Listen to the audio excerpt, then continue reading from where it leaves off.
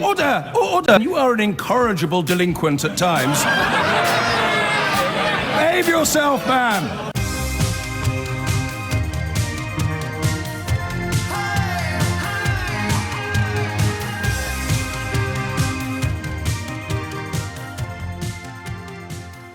I'm wondering whether, you may have heard Nick talking about this barber who's been sent to prison for shaving a boy's head as a punishment. What's the statute of limitations on that thing? Because there's a monk in North Yorkshire who forced me to get my hair cut as a punishment once, and I wouldn't mind seeing him banged up for a few months. We may be taking legal advice. We may also be taking football advice. It looks as if Arsene Wenger is poised to leave Arsenal a year before the end of his contract. One of the rare occasions that stories that ordinarily belong on the back page make their way onto the front page. And later in the programme, I may have found conclusive evidence that the EU actually is an overreaching monolith with designs upon destroying some of our finest institutions. I'm receiving reports that they are poised to break Kit Kat's monopoly on four-fingered chocolate bars.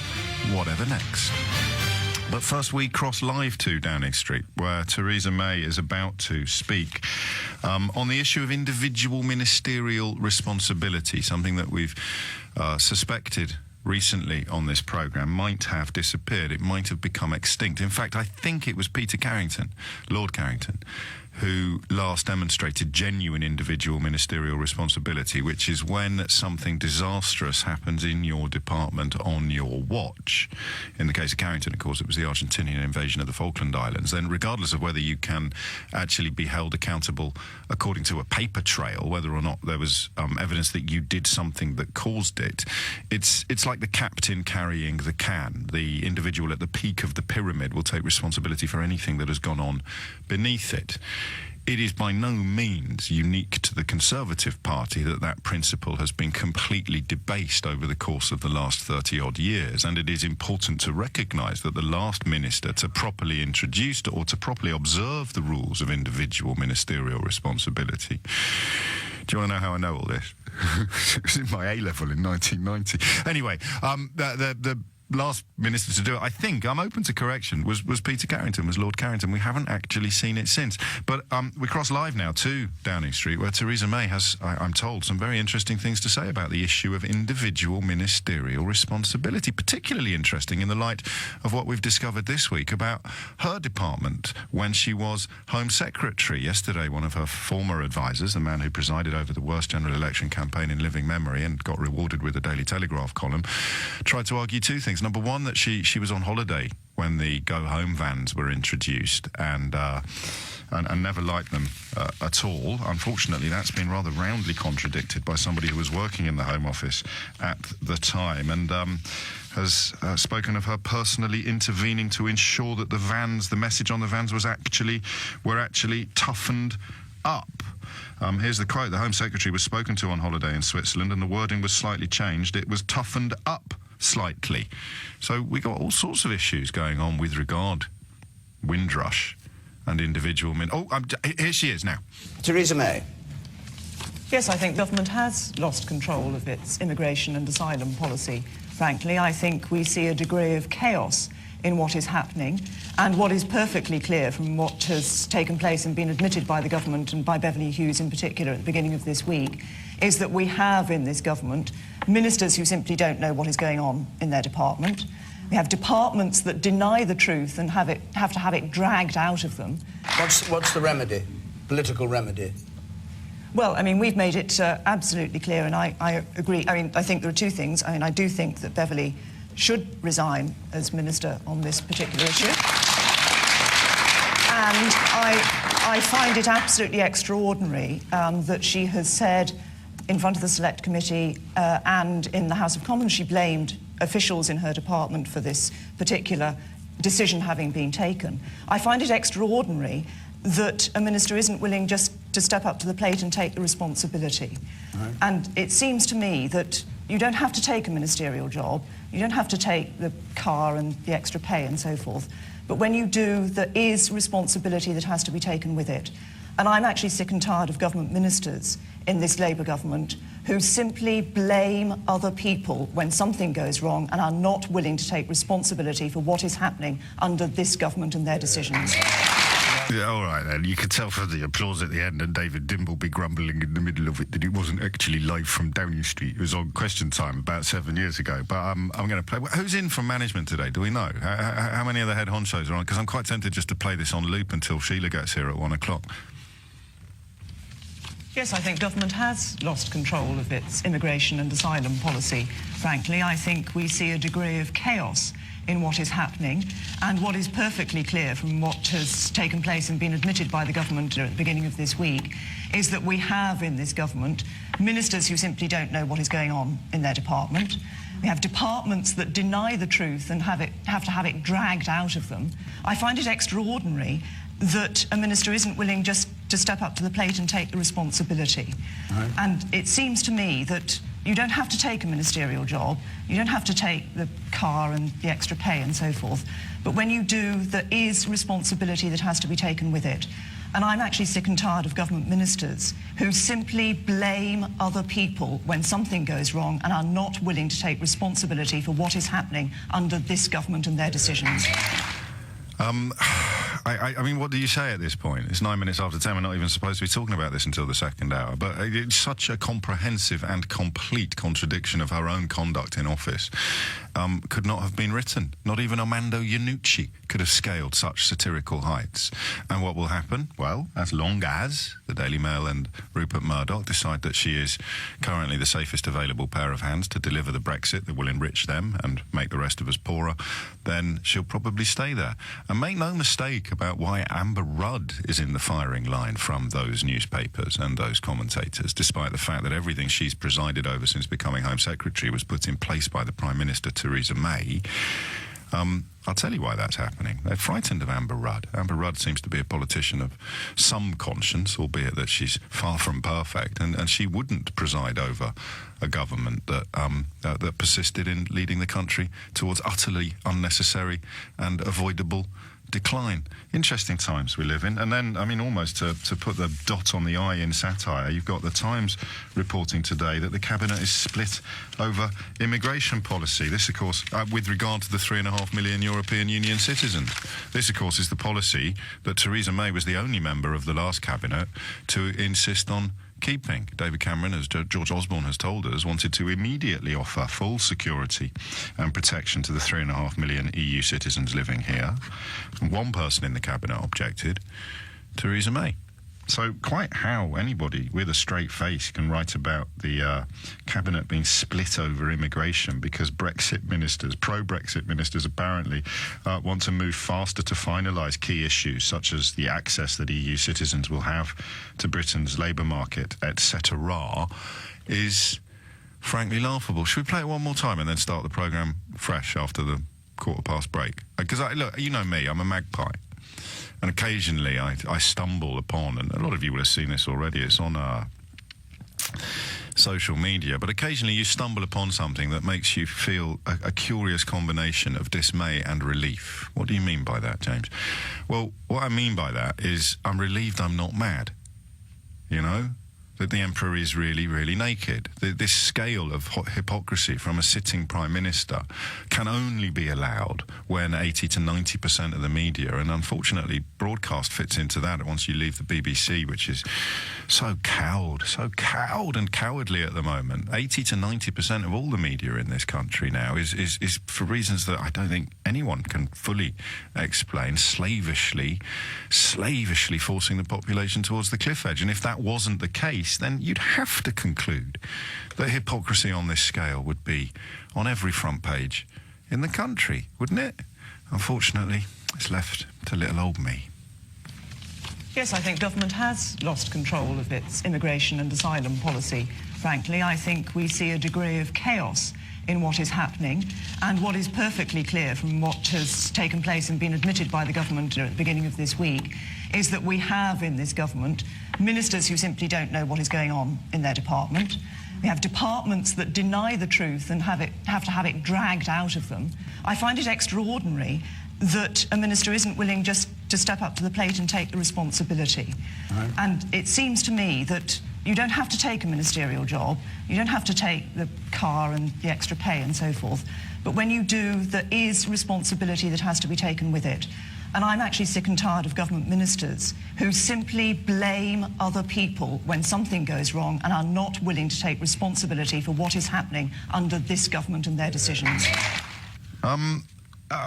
Can I just play it on loop till 1 o'clock, or will everyone resign? Is it probably me first, will it? Sandwiches wrapped in a roadmap moment? I don't know. You know what it's like. Occasionally you stumble upon something that just makes you, it's like I say, dismay and relief. Dismay that you're right, relief that you're not wrong, if you see what I mean. And that leads us almost perfectly towards the latest news regarding the Irish border, which, if you're kind enough to listen to this programme on a regular basis, you will be utterly unsurprised by. This is, again, another example of something that is so self-evident now, so utterly, utterly obvious and inarguable, that I still struggle to understand how there can be a debate.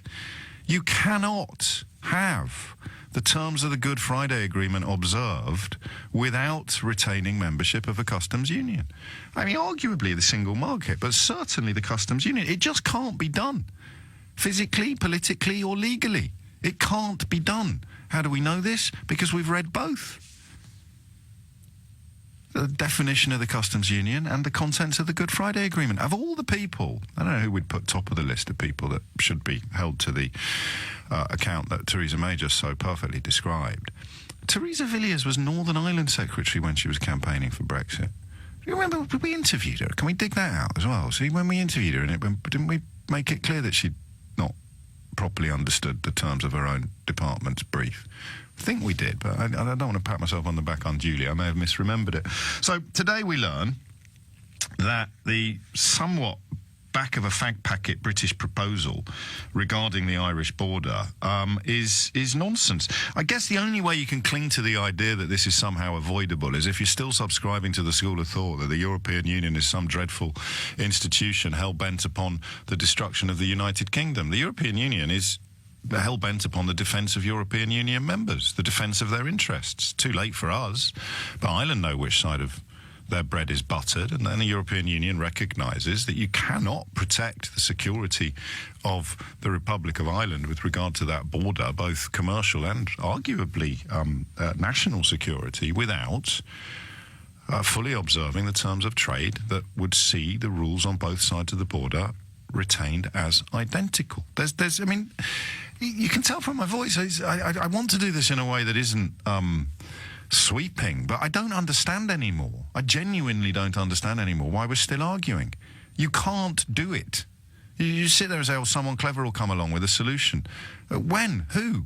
Ian Duncan Smith saying some nonsense about Harwich all over the TV and radio studios, or Folkestone, or some sort of nonsense about frictionless barcode scanners, or so. It's just hokum. It's undiluted hokum.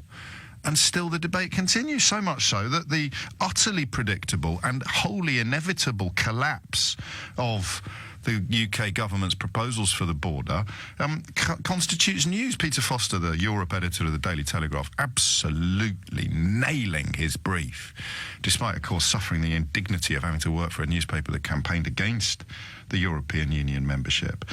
It was a detailed and forensic rebuttal.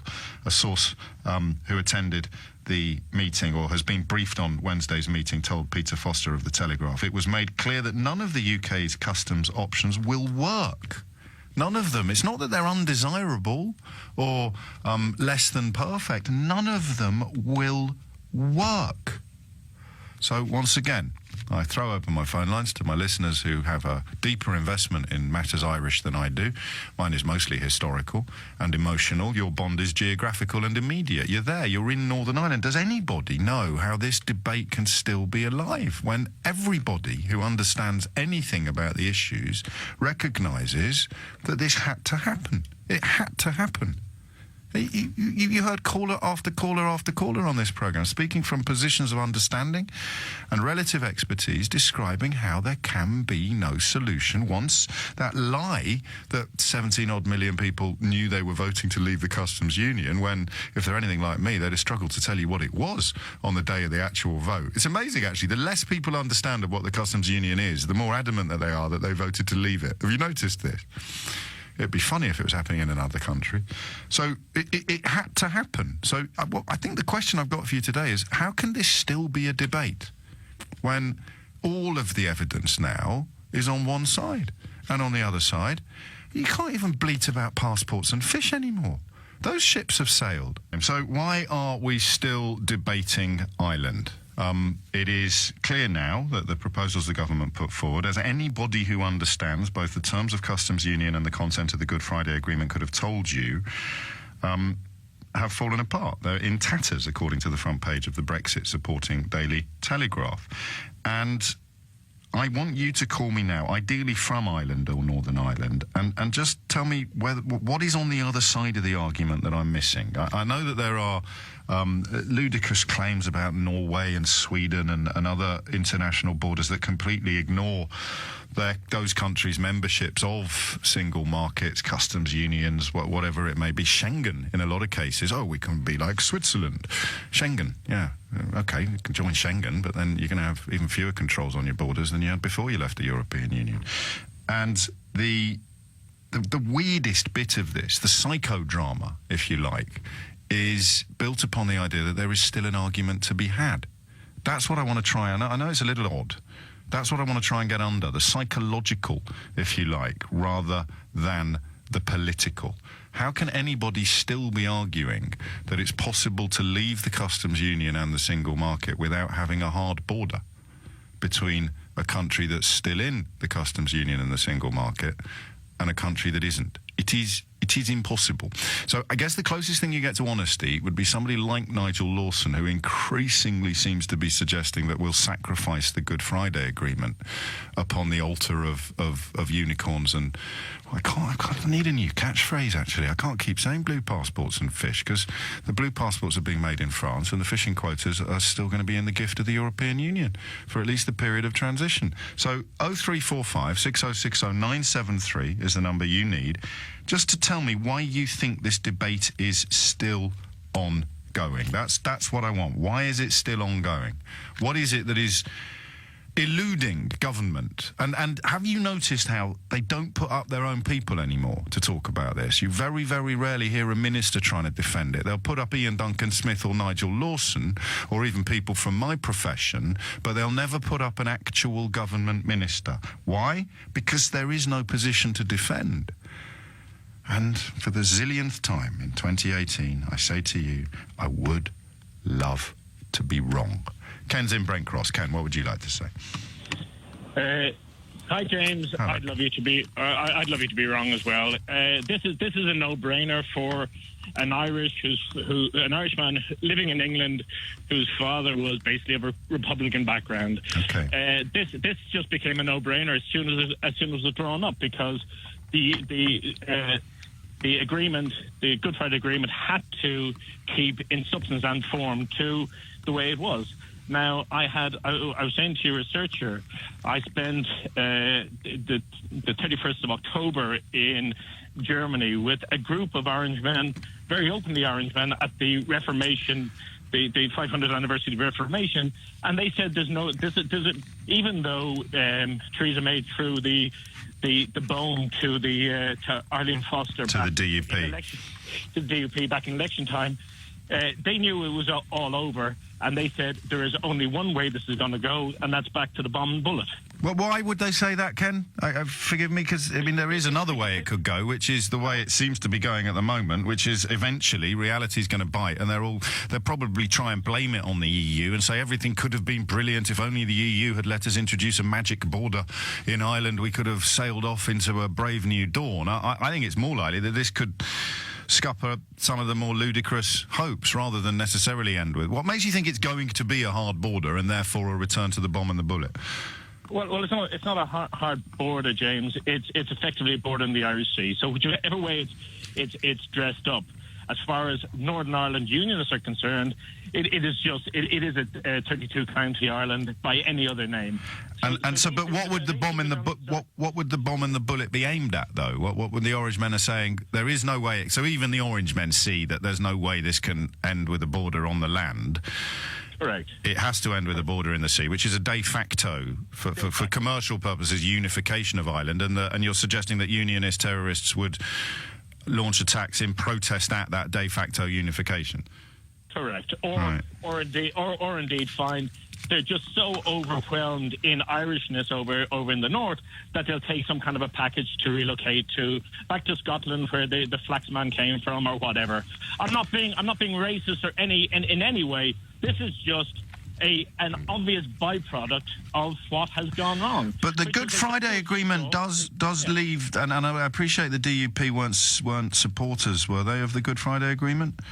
I've no idea. I don't think they were, but it does contain a possibility for a plebiscite. You can have a referendum on the unification of Ireland if both sides agree. So, but that wouldn't. I mean, since when do terrorists respect? Correct. Those sort of things. Correct. So the tradition of the Orangemen cannot really accept any rationale of a republic. So they need to consider either trying to completely outdo it or go back to their homeland as they see it. Is there a silver lining? I mean, again, you sort of hope. This seems to be a definition of my political life at the moment, is you just keep hoping you're wrong, and maybe these people who don't seem very bright or very informed have actually got a secret, an ace in the hole, to coin a phrase, and they are going to pull something out of their back pocket and go, ha, ha, ha, maybe someone clever is going to turn up with a solution. Is there any possibility of that? Because let's all agree, we hope we should be hoping that there is. James, I like to disagree with you, and I have done on many occasions over the air, kicking the radio around the kitchen. The reality is, you are second-generation Irish. I'm first-generation Irish. I'm third or fourth, actually, but I mean, it doesn't matter. Detail. So you can see a perspective that many people, also my colleagues who still live in Dublin and Ireland, they don't have the perspective I have living over in the UK. Sure. It is just so transparently obvious, and then you can talk to unionists and people from the north with an English perspective as well as an Irish perspective, and they just know that you're talking sense because you're not tied into the cabals that exist in Ireland. God, no dog in either race. I suppose with a name like mine, I lean towards the Catholic side, for want of a better word. But that's meaning. Oh well, thanks for that, Ken. Do you know any jokes? Well, what do you call an Irishman in England? God, very, very, very safe. 29 is the time. Any more word from Theresa May on what should happen when a department falls into complete... Oh, good. I'm actually sick and tired of government ministers who simply blame other people when something goes wrong and are not willing to take responsibility for what is happening under this government and their decisions. Yeah, and under this government and her decisions, innocent people have been locked up, elderly people have been driven to the airport under threat of deportation. We're pretty sure some people have been, to coin a phrase used by the Immigration Minister, Caroline Noakes, deported in error. Who can possibly argue with Theresa May today? Someone has to resign over this. Presumably the person who came up with the policy that's turned out to be such a stain upon our nation's soul, the Windrush debacle. Who came up with the 2014... Who was Home Secretary in 2014 when the Immigration Act was brought in? Oh, well, that is awkward. I don't know whether Owen has his tongue slightly in his cheek when he says this, but actually I wouldn't like to speculate, because it could be slightly tongue-in-cheek, or it could just be a rather grim statement of fact. He asks, would it be such a bad thing to hand back the 6 counties to the island of Ireland? I get the impression that not a lot of Brexiteers care too much for Northern Ireland. You're absolutely right. They don't really know what they care about anymore, because all the stuff they thought they cared about has turned out to be pie in the sky. But given that this sort of weird nativism and exceptionalism is all that's left in the tank, it'd be very, very easy for many of them to say, well, we don't care, we want our country back, even if it means chopping off a large bit of it, probably the most blood-soaked bit of the United Kingdom. Wouldn't you say, Northern Ireland? So let all that blood be spilt in vain. Sack 'em. That's option 2, I guess, isn't it? Option 1, the border will be in the sea. You'll have a de facto unification. Option 2, call the whole game off, have a couple of referendums, give it a couple of years, you'd almost certainly get a result for reunification on both sides. Option 3, well, what is option 3? What is this mythical border that can be put in place on land that would allow trade to continue identically on both sides? Peter's in Bury. Peter, what would you like to say? Good morning. This is going to take a lot of courage from both nations of Ireland, what I'm going to say. But I'm going to, first of all, I want to take you back to when they had the referendum, the Republic of Ireland. And then they had to have another one. No, they didn't. We need to correct this idea. They didn't have two referendums on the same issue, did they? Because they changed the treaty. Well, they changed it, yes, but in the respect of it, it kind of was like the same in a way. No, but it kind of wasn't remotely. That's the whole point, is that the European Union took the result of that referendum, took on board the concerns of people who'd voted against it, against signing that treaty, changed the treaty, went back to the people of Ireland, asked them again, and they said, thank you for taking our reservations and concerns into account. You have successfully changed my mind. Because you know that great quote of John Maynard Keynes, Peter? What you tell me? When the facts change, I change my mind. What do you do, sir? So we can leave that canard in the fridge and carry on with your solution to the Irish border question. Right, okay. Well, it's true. We all change our minds through the years. We all get a bit mature. And what I'd like to say is, we need to start. It's got to go for the generations to come. This, and I think those generations to come. Really no, it's got to be done by the end of the transition period, mate. Not generations to come. And really, it needs to be in place by June so that we can negotiate it at the next meeting. Okay, here it is then. Here it is. Both nations of Ireland take on dual nationality of the UK. They have a referendum to come out of the EU. That's for the Republic. That's for the Republic of Ireland. They don't want to. Come out of the EU. They don't want to. It's the people. This isn't the people. This is the politicians that are making these ideas. These are the politicians that are making it because there's money for them to be made. So how does that work? There's money for politicians to be made. How do they make money? Politicians do make money because they make money on various things. Well, just tell me an example of what you're talking about, because I'm a bit lost, my friend. Right, I'm going to give it you plain and simple about this, okay? Well, it's certainly simple, but I'm not sure it's plain. Right, I'll do the best I can, because I've thought about this for years. Ireland needs to come together. We all need that. To move forward, we have to come together. We ought to stop the squabbling. That is years and years. They did stop it. That was called the Good Friday Agreement. And it's still going on. No, it's not. It's enjoyed its longest period of peace in living for 500 years, arguably. Yes, it's Peter? in the mindset of people. What is? When were you last there? You only need. When were you last there? I was there. I was in Ireland about 15, 20 years ago. And the mindset of the people today is something that you feel you have a degree of expertise on. No, James. If you just don't butt in for a minute and just let's look. I can't let you talk nonsense, Peter. It's embarrassing for both of us and an insult to my listeners. Look at the situation you have at football. Celtic, Rangers. There's still the Irish. They're Scottish. There's still the segregation. Yeah, but they take on the Irish situation. They're Scottish. It's still there. What is? I'm wasting my time with you. You certainly are, mate. So what's going to happen at the border? What's happening at the border? I think at the moment they're just going around in circles. I don't think anything's going to happen. You think they're going round in circles?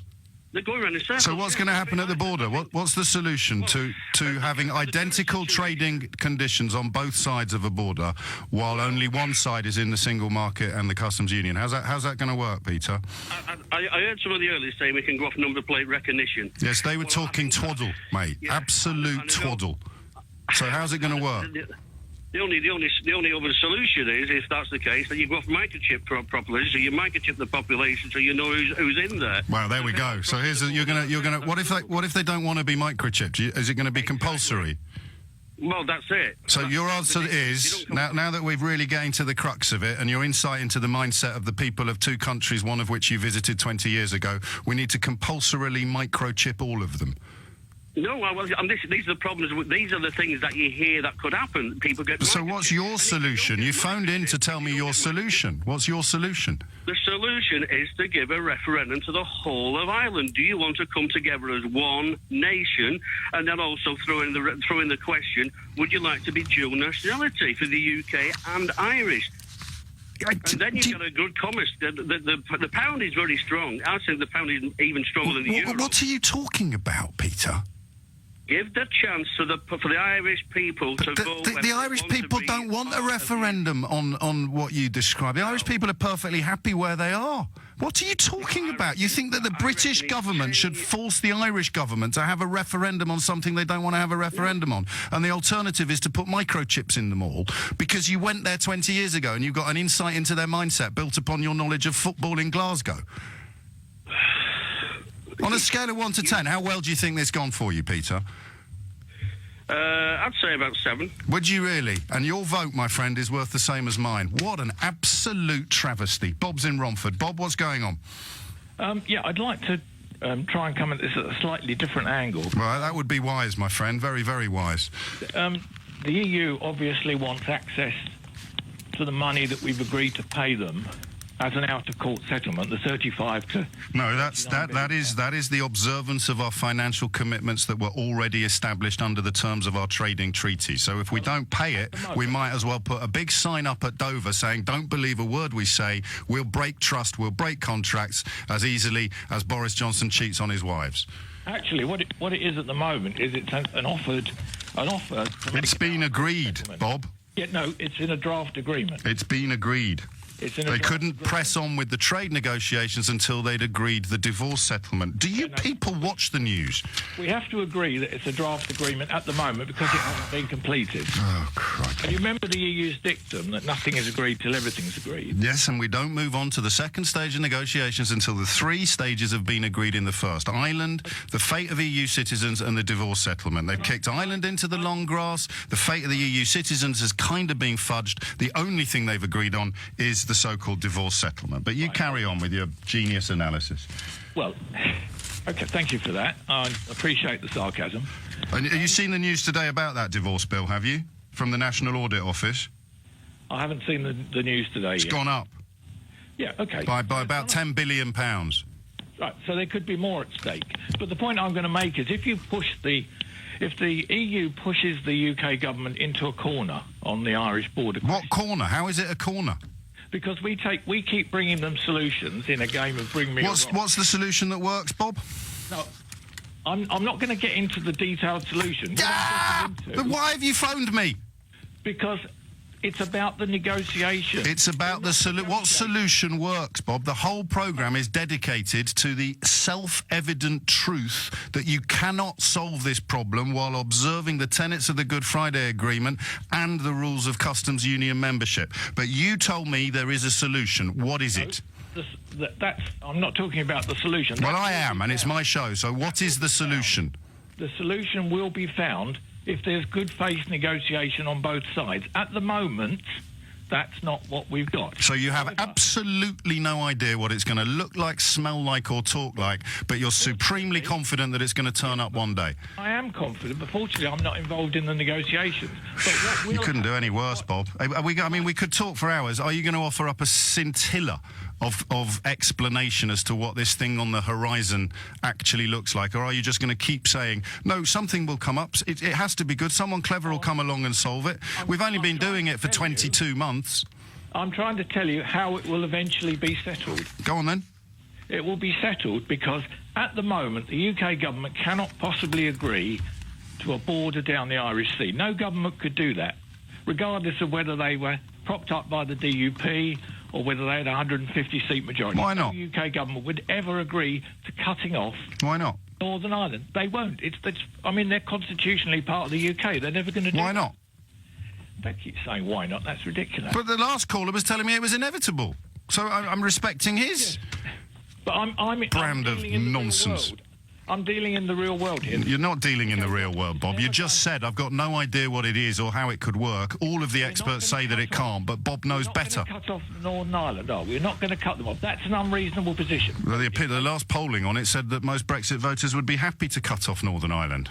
Well, I don't believe that's true. It might be true in an opinion poll. The point is, if you push the UK government into a corner, they will be forced to collapse the whole draft agreement. This is, Bob, mate, listen, come here a minute, mate. Sit down, all right? No, the money will go away. That's the whole point. Take a seat. The government is not being boxed into a corner by the European Union. The entire point of this conversation and this ongoing disaster is that there is no solution. Everybody understands this, except with the greatest of love and respect, people like you who insist there is a solution but have not got a Scooby-Doo what it might look like. I'm not responsible for finding it. The government is. Well, good luck with that, Bob. It's 10:45. Absolutely no apology from me today for losing my rag with people talking undiluted nonsense, but a word of defence of Pete, who thinks we should microchip everybody in Ireland, and Bob, who's absolutely certain that there's a solution to the Irish border question, but has absolutely no idea what it is. Pete and Bob represent the politicians who campaigned for this, none of whom would come on this programme now to explain what's going to happen in Ireland, because if they came out with some crud about, oh, we'll be like Harwich, or we'll be like the Sweden-Norway border, I'd hit them over the head with facts and evidence, so they won't come near me. That means that people like Pete and Bob, decent men, albeit criminally misled and misinformed, end up parroting these slogans and then wondering what the hell has happened when somebody digs under the surface of the slogan. You cannot do it. And yet, I'm such a muppet, you know. Still got a little voice in the back of my head saying, maybe, a bit like Bob. Except Bob's voice is really, really, really loud and completely devoid of evidential support. The voice in the back of my head is really, really, really quiet and completely devoid of evidential support. The only thing that makes me think there might be a way out of this, and that all of our analysis, everything that is based upon information and evidence rather than hope, as in Bob's case, and nonsense, as in Pete's, is the fact that grown-ups, people who look like grown-ups, people who have been in the cabinet, people perhaps who still are, but you'll never get any of them to answer a question like this. You have to make do with Rees-Mogg or Duncan Smith or somebody else a million miles away from the seat of power who can come on friendly programmes and be utterly unchallenged about the detail of what it is that they're describing or claiming. But you can't, can you, find anything to hang your hat on? Which is why I would suggest that some of the most honest players on this pitch are the ones who are now beginning to suggest that shedding Northern Ireland is somehow a price worth paying to cling to the belief that there's a unicorn on the horizon. Problem with that, of course, is that the whole government's held up by the DUP. The entire parliamentary majority is contingent upon keeping the DUP sweet. And if there's one thing we can all agree on, all of us, it's probably that the DUP is never going to be in favour of a united Ireland. Shall we have another, Pete? Let's. This one's in Dundalk. Pete, what would you like to say? Oh, hello, James. Hello. First-time caller. You're very welcome. Good to be on your show. Well, actually, I was just listening to your show there this morning, and I thought, I have to call because today is one of the days that I'm driving across the border. Oh, there you go. They can't get more on point than that, Pete. Thank you. As I speak to you, I am driving along. I'm on the old border road. Yes. And I'm now, hold it, wait for it. There, I've just crossed the border. I'm still driving. I haven't had to stop. Good news is I don't know whether to laugh or cry, Pete. Do you? I won't be late for my meeting, thankfully, now that I haven't had to stop. No, and long may you continue. Just out of interest, would you be comfortable being microchipped compulsorily? I heard that. I cringed. I just thought of George Orwell, and I thought of all kinds of horrific scenarios.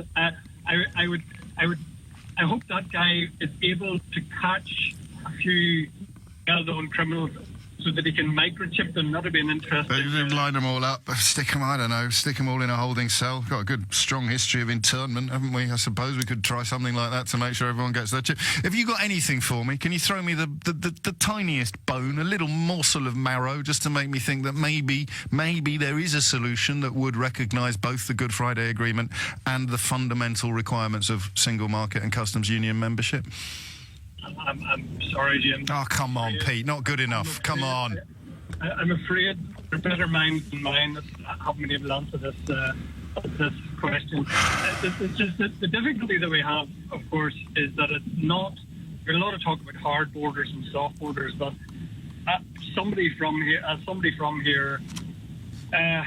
it's not really even about physical infrastructure. It's about the psychology for a lot of people. It's about people talk about microchipping and scanning. I think we should park that. I'm sure Pete had a little bit of a rush of blood to the head. I'm sure he didn't really mean that we should, lock up all the human beings in Ireland and Northern Ireland and stick a microchip in their buttocks. Okay, well, setting that ludicrous idea aside, even the very idea of scanning registrations and that type of thing, logistically, and even more to the point psychologically, it's just going to be too difficult, I think, for a lot of people here to now accept having had. I mean, I moved back to Northern Ireland about 12 years ago, having lived in Scotland. We're going to lose the line. Does Pete get a Ray Liotta? I think he does, doesn't he? We're talking about the Northern Irish border, and he drove over it live while we were on air. I'm Ray Liotta, and you're listening to James O'Brien on LBC. If you build it, they will come. Should probably be updated in the context of the conversation that we're having with regard to a hard Irish border. If you build it, all bets are off. Shane is in Cork. Shane, what do you think? Hi, James. I was explaining to your researcher there that when I heard that I needed to be microchipped. No, let's stop that now, because this is. Yeah, I've calmed down a bit since I've been waiting. Yeah, I just think when I occasionally listen to your show, honestly, to kind of keep up with what's going on with Brexit in the UK. I find it very informative. Sorry. But I just tuned in there and I thought, oh, what's going on? I wonder, I'll just tune in to James O'Brien and see what's happening. And I hear that I need to be microchipped. So I just felt compelled to call you. What are you just looking for a bit of therapy? Are you just looking for a bit of reassurance? Yeah. It's not funny. I mean, it's one thing listening to people like Reece Mall kind of casually suggesting that we should just, rejoin the UK or leave the European Union as well. It's just kind of, that kind of, we're used to that.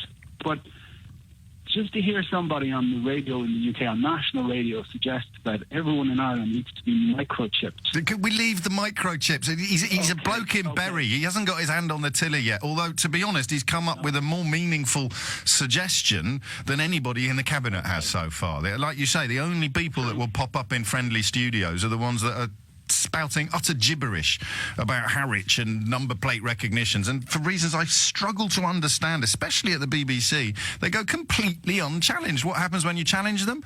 Well, they turn into microchip fans. Well, you know what? That's a good point, right? That's really obvious from outside the UK. Must be. How a lot of the conversation that you guys are having is just in a bubble. Things are not being challenged. It's shocking looking. I mean, I'm an Anglophile. I love Britain. I'm not in any way. You voted to leave. Fair enough. That's your decision. But the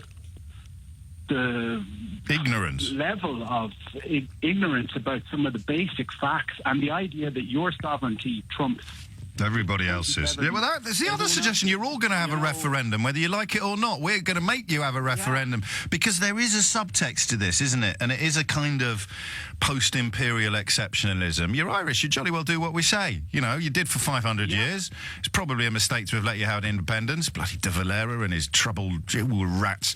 So you can jolly well have a referendum, and we'll keep referending you until the microchips are ready.